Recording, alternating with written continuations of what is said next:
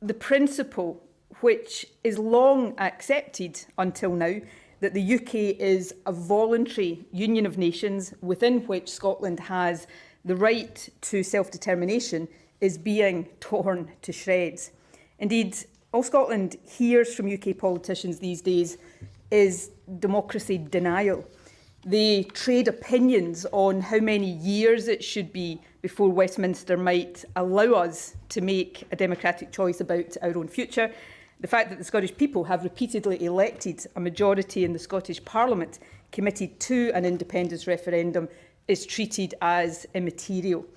You don't have to be a supporter of Scottish independence to know that that is not democracy.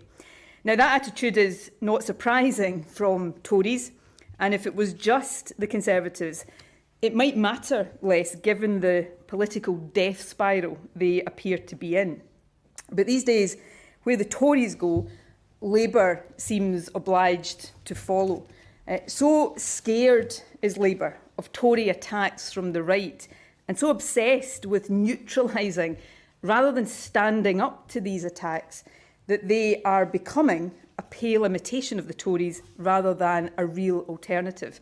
Now, that has implications for the direction of the UK as a whole and across the spectrum of social and economic policy. But here's what it means for Scotland. This is Labour's pitch to Scotland in a nutshell. To help Labour win in England, Scotland must suck up what we did not vote for. Brexit and all of its dire consequences must be accepted with no possible route back into the EU or even the single market. But what we did vote for, what we have repeatedly voted for, an independence referendum and the possibility of a better alternative, will be blocked by Labour in all circumstances and for all time. Just as in 2014, they are teaming up with the Tories to frustrate the will of the Scottish people.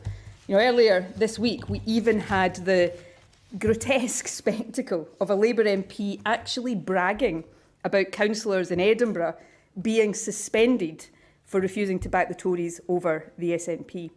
Labour's positions are nothing to do with the interests or the democratic wishes of Scotland. They are cynical political calculations based on, in my view, the deeply misguided belief that the way back to power is to adopt wholesale the policies of the Tory government they claim to oppose. For Scotland, this means, again, that our interests in democracy are to be sacrificed, sold out on the altar of winning Tory votes.